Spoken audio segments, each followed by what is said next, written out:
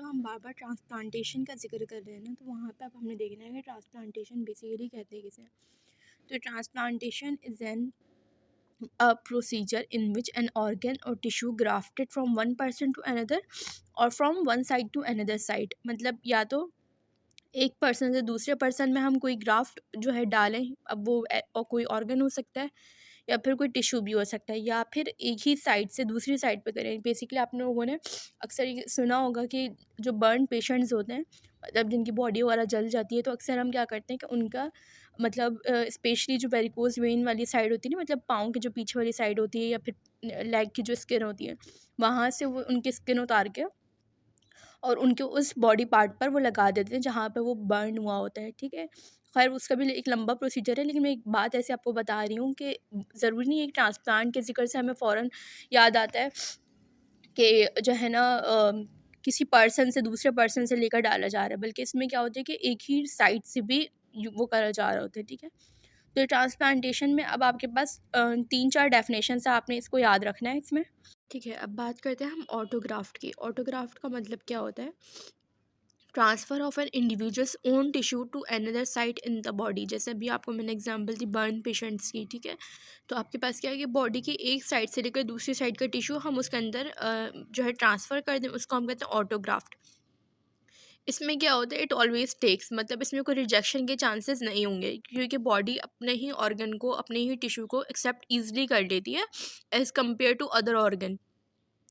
फिर आपके पास आता है सिंजेनिक ग्राफ्ट, ठीक है। सिंजेनिक ग्राफ्ट में क्या होता है? Transfer of tissue between genetically identical individuals. Genetically identical individuals क्या होते हैं? जो आइडेंटिकल ट्विन्स होते हैं, ठीक है। आइडेंटिकल ट्विन्स और नॉन आइडेंटिकल ट्विन्स भी आप लोगों को डिफरेंस पता होगा। जैसे कि सेम जेंडर है तो वो आइडेंटिकल ट्विन्स, जैसे बेबी गर्ल है दोनों, एक बेबी गर्ल है एक बेबी बॉय, तो वो नॉन आइडेंटिकल ट्विन्स होंगे। तो जो आइडेंटिकल ट्विन्स होते हैं उसमें भी ईजिली रिजेक्शन के चांसेस नहीं होते हैं, बल्कि एक्सेप्टेंस चांसेस ज़्यादा होते हैं। उसको हम कहते हैं सिंजेनिक ग्राफ्ट। फिर एक होता है जीनोग्राफ्ट। जीनोग्राफ्ट का मतलब क्या होता है? Transfer of tissue between different species, दो डिफरेंट स्पीशीज़ में क्या नाम है, ट्रांसफ़र करवाना। जैसे फ़र्ज़ करो कि किसी एनिमल से किसी ह्यूमन के अंदर कोई चीज़ ट्रांसफ़र करवाई गई है, तो उसको हम कहेंगे जीनोग्राफ्ट। यहाँ पे क्या होता है, बहुत कम चांसेस होते हैं कि ये ईज़िली एक्सेप्ट कर लिया जाएगा, बहुत कम सर्कमस्टांसेस होते हैं कि उस कंडीशंस में ये एक्सेप्ट कर लिया जाता है, वरना रिजेक्शन के चांसेस ज़्यादा होते हैं। एलोग्राफ्ट। एलोग्राफ्ट क्या है? ऐसा graft between genetically different members of the same species. Same species के डिफरेंट मेंबर्स, मतलब एक ह्यूमन से दूसरे ह्यूमन। अब सेम स्पीशीज़ है इंसान, एक इंसान के दूसरे इंसान में मतलब डालना, उसको हम कह रहे हैं एलोग्राफ्ट। और यहाँ पे क्या होता है? Allografts are usually rejected unless the recipient is given immunosuppressive drugs. ये ज़्यादा चांसेस में क्या होते हैं? ज़्यादा चांसेस होते हैं रिजेक्शन के। तो जो रिसिपिएंट होते हैं ना, रिसिपिएंट और डोनर आपको पता होगा।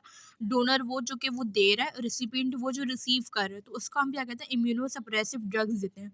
इम्यूनोसप्रेसिव ड्रग्स क्या होती हैं? ऐसी ड्रग्स जो कि उसके इम्यून सिस्टम को कम कर देंगी, ताकि जो उसका इम्यून सिस्टम है वो कम हो और जो सामने वाला डोनर है वो जो दे रहा है, तो दोनों का इम्यून सिस्टम आपस में लड़े ही नहीं, ठीक है। तो इसलिए आपके पास क्या होता है कि रिजेक्शन के चांसेस यहाँ पर ज़्यादा होते हैं। तो ट्रांसप्लांटेशन में आपने ट्रांसप्लांट की डेफिनेशन याद करनी है।